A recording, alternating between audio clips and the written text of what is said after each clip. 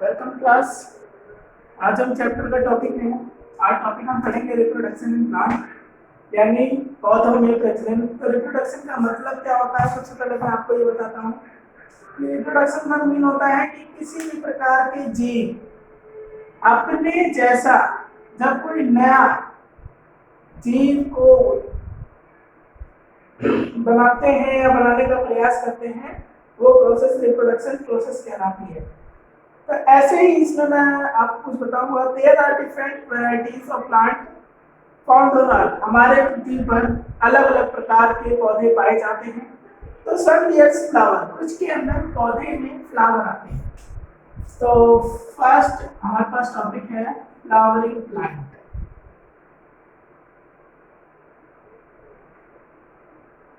तो flowering plant का मतलब क्या होता है? सेकंड हमारे पास है नॉन फ्लावरिंग प्लांट।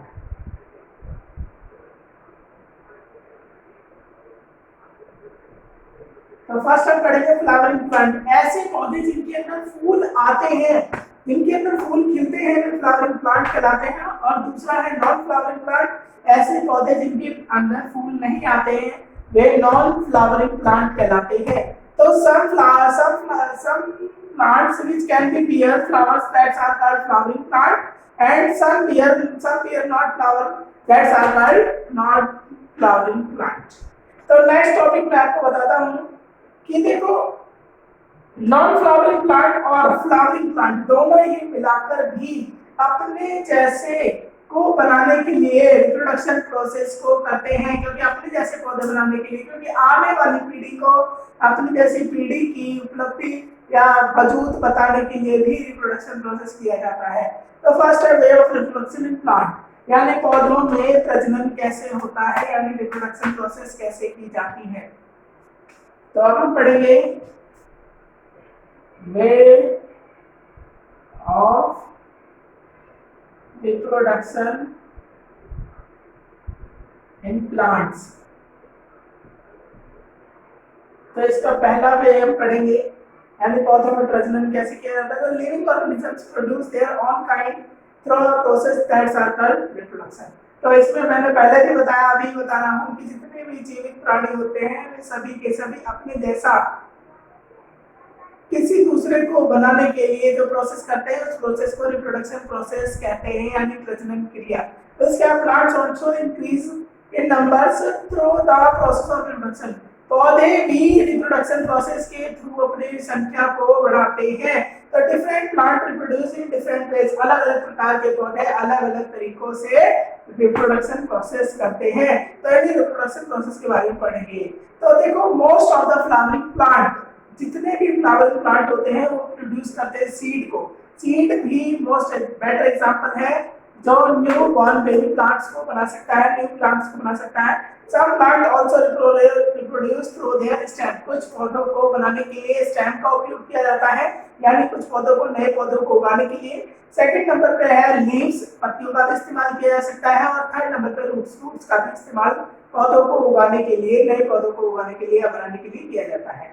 तो फर्स्ट है रिप्रोडक्शन थ्रू सीड्स। तो फर्स्ट हमारे पास टॉपिक है रिप्रोडक्शन थ्रू सीड्स, यानी पौधों में जो रिप्रोडक्शन प्रोसेस है वो बीजों के द्वारा करना। तो बीजों के अंदर करने के लिए देखो, सबसे पहले मैं एक ड्रॉ बना देता हूँ आपके पास। एक ऐसे, ये ड्रॉ है, इसके अंदर ये न्यू पत्तियां आई हैं। तो ये ड्रॉ है।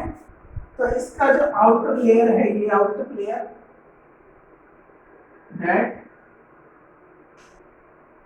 that are called seed coat. Seed coat and ये टोटल है सीड। फिर इसके अंदर बोला हुआ है सीड कोट, मैंने बता दिया। देन इसके बाद ये जो ये हिस्सा है, ये है एम्ब्रियो। तो नेक्स्ट पॉइंट है इसके अंदर फूड स्टोर। तो ये वाला हिस्सा जो है फूड स्टोर।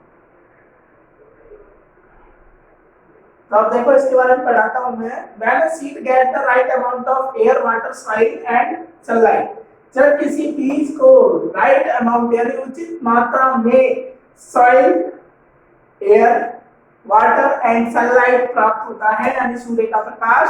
तो ये चारों चीजें जब इन्हें प्राप्त होती हैं, first soil, water, air, sunlight, तो ये चारों चीजें जब पौधों को प्राप्त होती है तो it can be easy essential for grow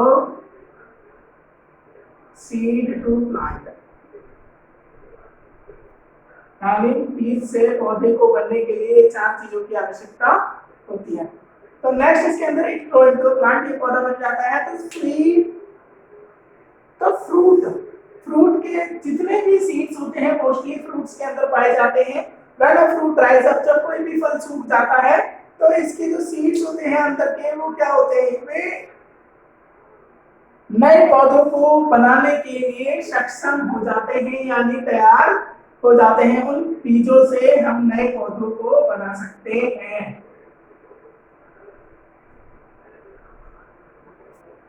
next इसमें बोला हुआ है कि टेक वन बीन सॉर्ट, मैंने बताया वैसे ही एक राजमा का बीज लीजिए या राजमा लीजिए, उस राजमे के दाने को आप काफी दिनों तक 4-5 घंटे या 3-4 घंटे, कुछ घंटों के लिए उसे पानी में डाल दीजिए। पानी में डालने के बाद फिर उसे एक बाहर निकालकर सूती कपड़े में लपेट कर रख दीजिए। तो आप देख रहे हैं कि उसके अंदर से कुछ ऐसे एम्ब्रियो निकल के आएंगे, जिसे कहते हैं कि अंकुरित होना, यानी जर्मिनेशन ऑफ सीड। तो जर्मिनेशन ऑफ सीड का मतलब है, नेक्स्ट टॉपिक इसके अंदर है जर्मिनेशन। जर्मिनेशन का मतलब क्या होता है, किसी भी सीड का अंकुरित होना। अंकुरित होने का मतलब है बीजों का पौधे के रूप में परिवर्तन होने का पहला चरण। ये हिंदी है इसकी, अंकुरित होना। तो इसी प्रकार जर्मिनेशन प्रोसेस देखो क्या होता है। The process by which a seed, जब सीड बड़ा हो जाता है यानी उगकर किसी बेबी प्लांट को जन्म देता है, तो वो प्रोसेस जर्मिनेशन प्रोसेस कहलाती है। और germinated seeds needs air rich, जो जर्मिनेशन प्रोसेस है उसके अंदर जो सीड होता है उसको एयर चाहिए होती है सांस लेने के लिए। देन उसके बाद it absorb water through a minute hole, ये जो है बीज है ये पानी को एब्सॉर्ब करता है छोटे से छेद के द्वारा जो इनके सेंटर में होता है। देन उसके बाद that softens the seed coat, और इसकी जो पार्ट आता है इसको सॉफ्ट कर देता है, और ये जो सॉफ्ट हिस्सा हो जाता है उसे सीड कोट कहते हैं। देन उसके बाद water mix with the stored food in seed leaves to make food, और फिर ये जो वाटर है ये इसके अंदर फूड स्टोर में चला जाता है, और जब फूड स्टोर में जाके जब ये फूड स्टोर से मिक्स हो जाता है वाटर, तो ये इस एम्ब्रियो के लिए फूड को बनाता है। फिर नेक्स्ट हम बताते हैं, फिर available to the baby plant, और बेबी प्लांट के लिए ये फूड बनाता है। तो that sunlight gives the much needed warmth, और जो सूरज का प्रकाश होता है, सूर्य का प्रकाश होता है, वो इस बीज को उचित मात्रा में ऊष्मा प्रदान करता है, यानी गर्मी प्रदान करता है, जिसके कारण जर्मिनेशन प्रोसेस कंप्लीट हो पाती है और बीज उगकर बड़ा नया पौधा बन जाता है। तो so plant need air, water and sunlight for germination. तो इसलिए एयर, वाटर और सनलाइट की आवश्यकता होती है जर्मिनेशन प्रोसेस के लिए, और जर्मिनेशन प्रोसेस अगर हो जाती है तो उस बेबी प्लांट को बड़ा पौधा या ट्री बनाने के लिए फिर हम इसे सॉइल में गाड़ देते हैं या डिग करके उसके अंदर दबा देते हैं बीज को। देन उसके बाद बीज फिर अपने आप ही न्यू प्लांट के रूप में सॉइल के अंदर से मिनरल्स को प्राप्त करके बाहर आ जाता है। तो अब नेक्स्ट पढ़ेंगे reproduction through spores, second topic है हमारे पास।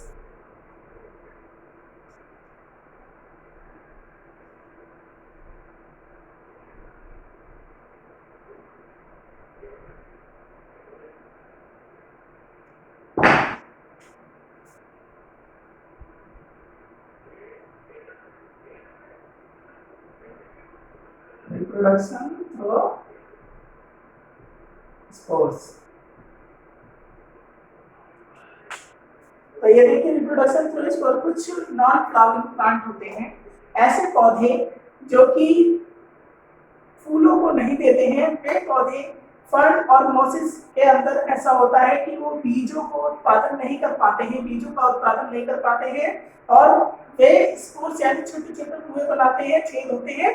तो each spore can grow into a new plant और हर पौधे में से एक नया पौधा उगकर आ जाता है। जैसे कि ये पौधा है, इसमें से यहाँ से ये उगकर आ गया, ऐसे करके ये हो गया और फिर ये अलग हो गया और ये वाला इधर हो गया, फिर यहाँ से उगकर आ गया तो ये हो गया। तो दैट्स आर कॉल्ड स्पोर्स। तो ये स्पोर्स है, फंड्स की तरह होता है each spores and spores look like टिनी dark colour. ये डार्क कलर के होते हैं, छोटे छोटे होते हैं, डार्क कलर के होते हैं एंड ये भी डार्क कलर के हैं, ये भी डार्क कलर के हैं। फिर हैव स्पेशल स्ट्रक्चर, इनके अंदर स्पेशल स्ट्रक्चर होता है जिसके कारण ये एक जगह से दूसरी जगह पर निकलते रहते हैं और ये एक दूसरे से जुड़े रहते हैं। दे स्कैटर्ड एंड जर्मिनेट और फिर धीरे से जो स्पोर्स होते हैं वो आपस में बस्ट हो जाते हैं और फिर जर्मिनेट हो जाते हैं, अलग अलग हो जाते हैं और पौधों की जमीन के साथ जुड़ते चले जाते हैं। देन नेक्स्ट पॉइंट इसमें दिया हुआ है कि fungi as a bread mould and mushroom reproduce through their spores. और क्या कहते हैं, फंगस जो है वो भी स्पोर्स एंड मशरूम जो ब्रेड के ऊपर उग जाते हैं, ये भी स्पोर्स के थ्रू ही रिप्रोडक्शन प्रोसेस करते हैं।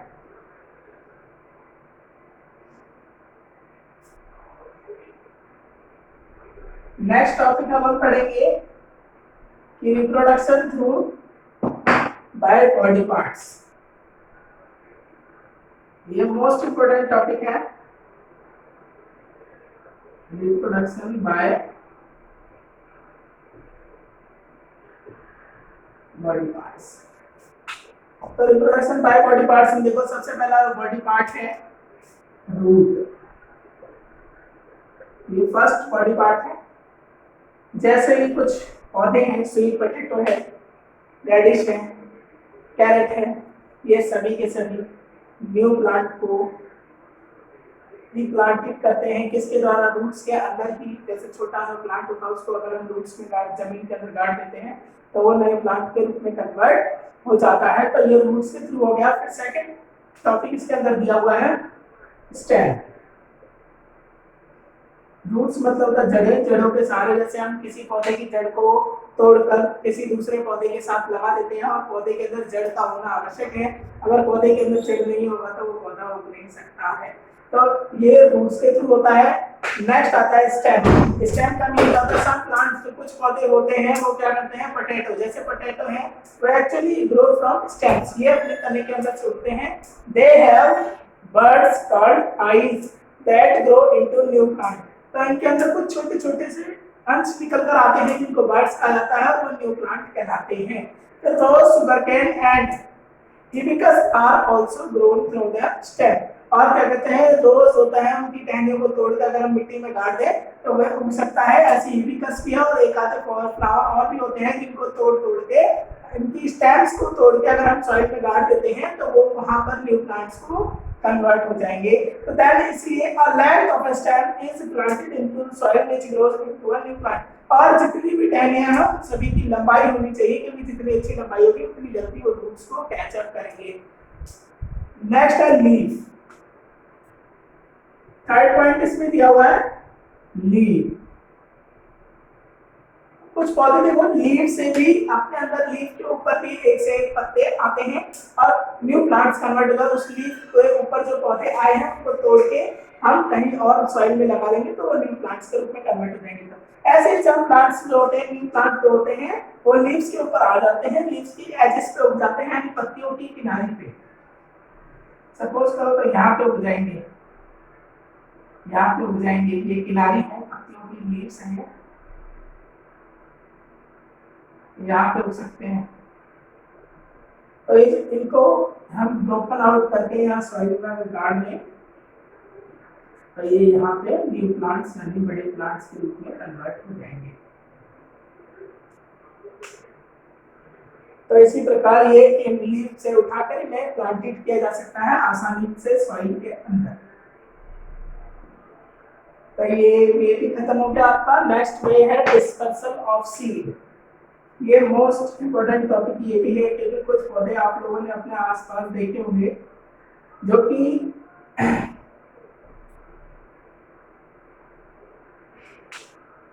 हाँ, तो डिस्पर्सल ऑफ सीड का मतलब होता है बीजों का खंडन होना किसके द्वारा, पौधों के द्वारा। जब कोई भी पौधा जो होता है अपने बीजों को एक जगह से डिस्पर्स कर देता है, डिस्पर्स का मतलब होता है उसे एक्सप्लोज कर देता है, तोड़ देता है, फेंक देता है। जैसे हवा के सहारे वो उड़कर एक जगह से दूसरी जगह पर ट्रांसप्लांट हो जाते हैं। ट्रांसप्लांट होने के कारण अब देखो बीजों का फैलना अलग अलग नेचुरल एजेंट्स के द्वारा, तो वह डिस्पर्सल ऑफ सीड्स कहलाता है। अब इनके नेचुरल एजेंट जो है अलग अलग कौन से हैं। फर्स्ट है डिस्पर्सल बाय वाइंड, तो dispersal bye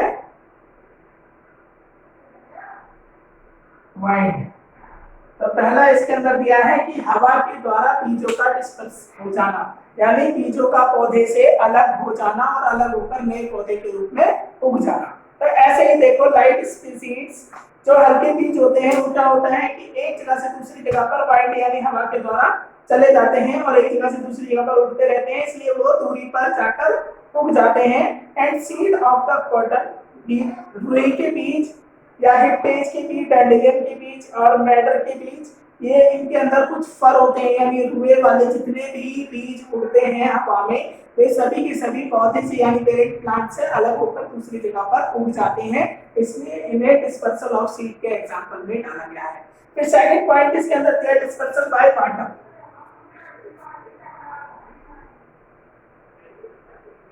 dispersal by water यानी पानी के द्वारा भी कुछ सीड जो है डिस्पर्स हो जाते हैं, जैसे कि seed of a plant that grow और नियर वाटर बॉडीज, जैसे कि कोई भी प्लांट है वो वाटर बॉडीज यानी पानी के आसपास उगा हुआ है, तो उसके अंदर वाटर के द्वारा उन सीडों का डिस्पर्स होना संभावित है। तो water transport such seed one place to another place, और पानी की वजह से ही कोई भी बीज एक जगह से दूसरी जगह पर आ जा सकता है, अगर वो फ्लोइंग वाटर है तो। अगर पाउंड है तो वो वहीं पर रहेगा, क्यों, क्योंकि पानी के अंदर उतने ही एरिया में रहेगा। अगर फ्लोइंग वाटर है तो यहाँ पे अगर वो गिरा है तो आगे फ्लो होके वो बीज वहां चला जाएगा। तो नेक्स्ट पॉइंट इसके अंदर है कि lotus fruit is spongy and the coconut has fibrous outer cover to make these easily float on water. तो जैसे लोटस के पास जो उनके फैले हुए पत्ते होते हैं जिसके कारण वो पानी के ऊपर तैरते हैं, ऐसे ही नारियल की जो बॉडी होती है वो बहुत रुई होती है, फरी होती है, इसके कारण रेशेदार होती है, तो इसके कारण वो पानी पर तैरते हुए एक जगह से दूसरी जगह पर ट्रांसफर हो जाते हैं। तो these are taken from the places by waves, और ये पानी की लहरों के द्वारा एक जगह से दूसरी जगह पर स्थानांतरित हो जाते हैं। फिर नेक्स्ट है डिस्पर्सल बाय एनिमल्स, ये भी मोस्ट इंपोर्टेंट है जो कि इसी का हिस्सा है। डिस्पर्सल बाय एनिमल्स, तो डिस्पर्सल बाय एनिमल्स का मतलब क्या होता है। तो डिस्पर्सल बाय एनिमल्स का मीनिंग होता है कि human being, animals, birds eats fruit and throw seeds everywhere on the ground, यानी जो इंसान है, जानवर है, पक्षी है, ये सभी के सभी क्या करते हैं, पौधों से, पेड़ों से फलों को खाते हैं और इनके बीजों को एक जगह से दूसरी जगह पर जो फेंक देते हैं, वही बीज अगर जर्मिनेट हो जाता है तो इसका मतलब वो पेरेंट्स प्लांट से अलग हो गया है, डिस्पर्सल हो गया है, और वो डिस्पर्सल बाय एनिमल्स के थ्रू वो अपनी जगह पे जर्मिनेट यानी अपने पेरेंट प्लांट से अलग हो गया है, तो इसलिए वह डिस्पर्सल हो गया है और वह एक जगह से दूसरी जगह पर स्थानांतरित हो गया है। तो इसी के बारे में they are carried away to different places, और एक जगह से दूसरी जगह ले जाते हैं। जैसे some fruit, tomato, guavas and berries, यानी टमाटर, अमरूद, कुछ फल ऐसे हैं जिनके सीड बहुत छोटे होते हैं, तो इसलिए वे अनडाइजेस्टेड होते हैं, तो वो हमारे साथ, हमारी बॉडी के साथ कहीं पर भी चले जाते हैं और दूरी पर डिस्टेंस पे डिस्पर्स हो जाते हैं। डिस्पर्स का मतलब ही है कि पौधों से, पेरेंट पौधों से यानी माता पिता पौधों से बीजों का अलग होना और उनका दूसरी जगह पर जर्मिनेट यानी अंकुरित होना यानी उग जाना नए पौधे के रूप में। फिर नेक्स्ट टॉपिक इसमें क्या है, dispersion by explosion of fruit, यानी फलों के एक्सप्लोज यानी फट जाने से या डिस्ट्रॉय हो जाने से, खंडित हो जाने से डिस्पर्सन हो जाना। Dispersion by explosion of fruit,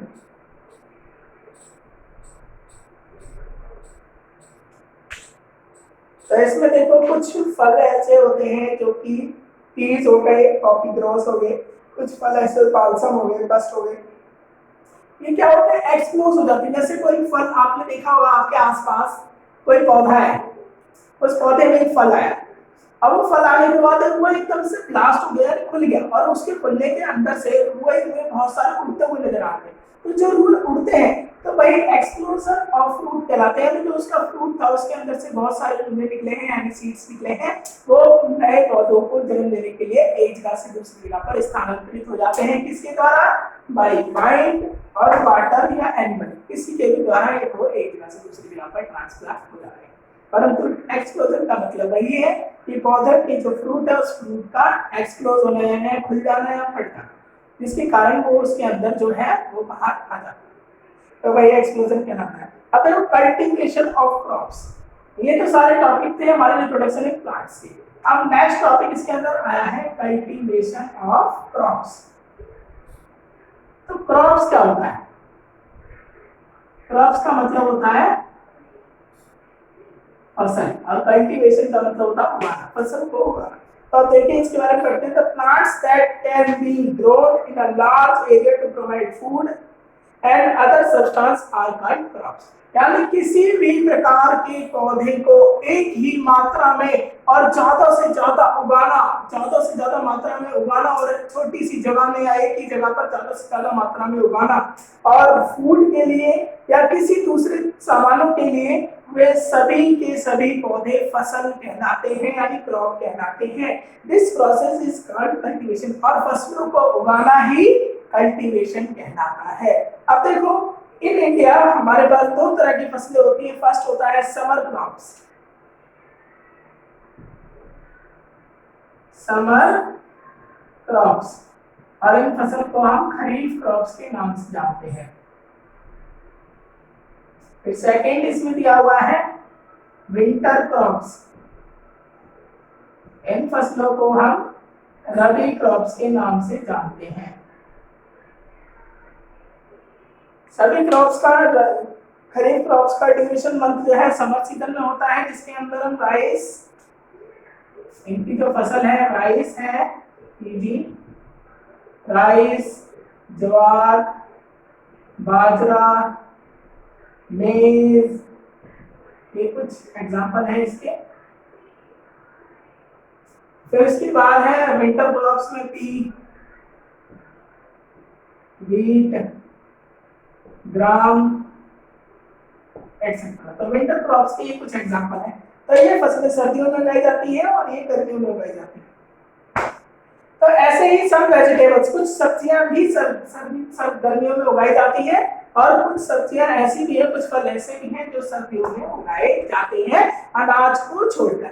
फिर नेक्स्ट टॉपिक है कि हेल्दी यील्ड, यानी हमें फसल को अच्छे से अच्छा उगाने के लिए और अच्छे से अच्छे उत्पादन करने के लिए फसलों का हमें किन किन नियमों का पालन करना चाहिए। तो इन पॉइंटों को मैं आप बताता हूँ कि कौन कौन से पॉइंट होने चाहिए।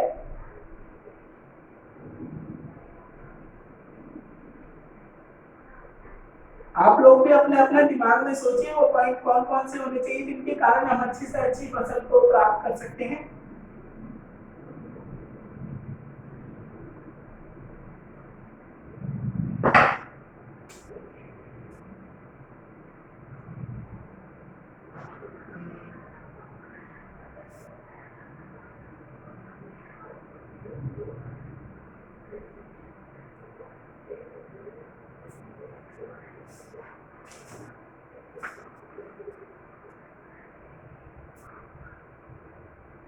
और बेटर प्रोडक्शन ऑफ क्रॉप्स, यानी फसलों को उचित मात्रा में उत्पादन करने के लिए कौन कौन से होती है। तो फर्स्ट है the crop should be selected according to the particle of soil. तो सबसे पहले preparation of soil first topic है। इसका मतलब है कि हमें मिट्टी को देखना होता है कि मिट्टी उपजाऊ है या नहीं। तो अगर मिट्टी उपजाऊ नहीं है तो सबसे पहले हमें मिट्टी को तैयार करना होता है ताकि वो फसलों को उगा सके, और फसलों को अच्छी तरह से न्यूट्रिएंट्स एंड मिनरल दे सके। तो थर्ड, इसमें देखो और भी हमें पता होना चाहिए कि किस फसल को किस मिट्टी में उगाना चाहिए, ये सबसे इंपॉर्टेंट टॉपिक है।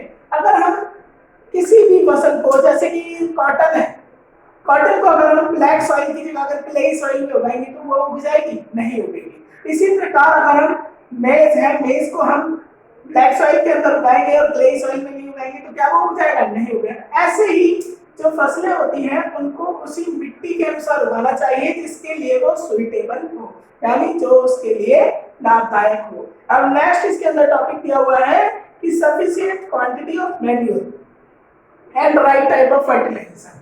तो इसमें देखो सेकंड दिया हुआ है manure and fertilisation.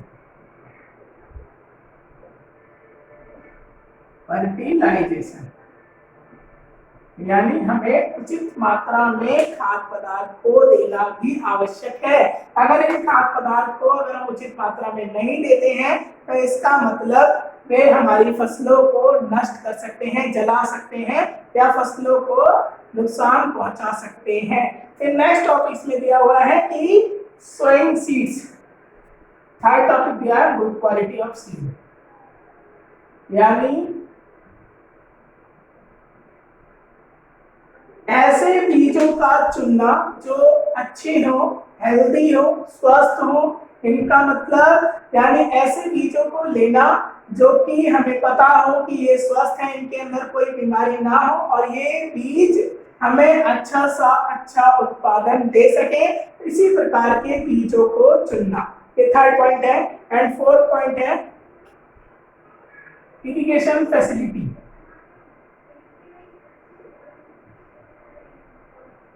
Irrigation facility, irrigation facility क्या होता है? तो इरिगेशन फैसिलिटी का मतलब है कि सिंचाई करना, सिंचाई करने के तरीके। तो पौधों को उचित मात्रा में पानी मिलने के लिए भी इरिगेशन फैसिलिटी को देखना पड़ता है। इरिगेशन का मतलब होता है पौधों को पानी देना, और पौधों को पानी देना इतना आवश्यक होता है क्योंकि पौधे बिना पानी के जीवित नहीं रह सकते और हमें अच्छे से अच्छा उत्पादन करके नहीं दे सकते। तो इसलिए इरिगेशन फैसिलिटी को भी ध्यान में रखना पड़ता है, यानी पौधों को किस प्रकार, किस सीजन में किस प्रकार, किस तरह से पानी देना चाहिए। नेक्स्ट इसके अंदर टॉपिक होगा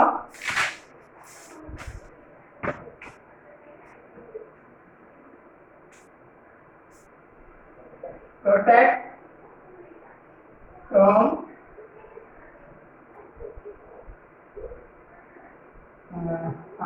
protect from birds, insect, paste.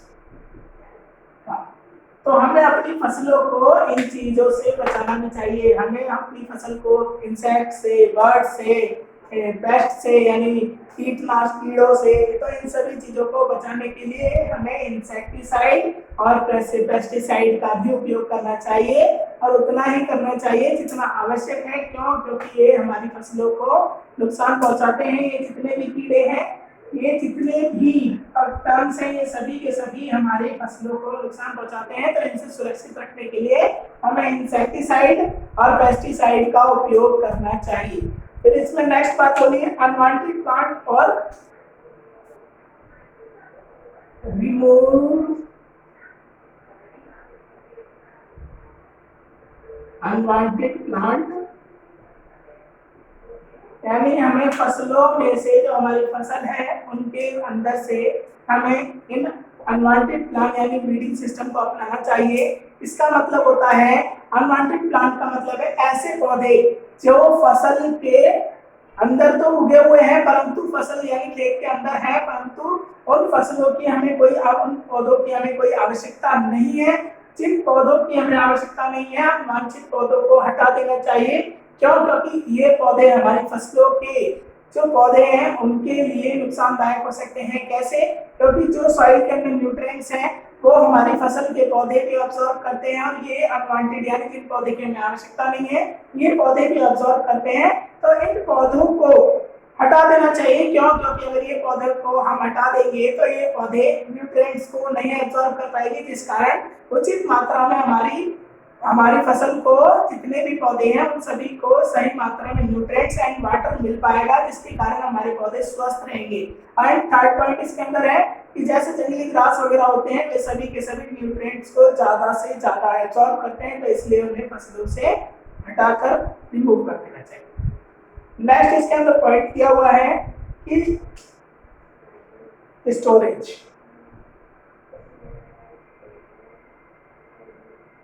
हमें पता है हमारी फसल तैयार हो गई है, हमने फसल की कटाई कर ली है, हम फसल घर पे ले आए हैं, परंतु हमें अपनी फसलों को सुरक्षित रखने के लिए इसका भंडारण करना भी आवश्यक होता है।